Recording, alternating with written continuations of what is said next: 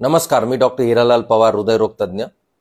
आज आपण जाणून घेऊयात 2D इको कार्डिओग्राफी बद्दल, म्हणजेच हृदयाची सोनोग्राफी। बऱ्याच वेळा डॉक्टर तुम्हाला सांगतात की तुम्ही एक 2D इको करून घ्या, तर 2D इको म्हणजे नक्की काय याबद्दल आपण जाणून घेऊयात।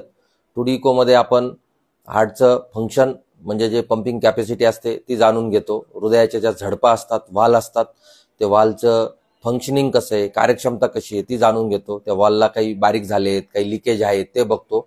हृदयाभोवती जे लेअर असतात पेरिकार्डियम त्याची कसं आहे ते बघतो, त्याच्या भोवती काही पाणी जमा आहे ते चेक करतो।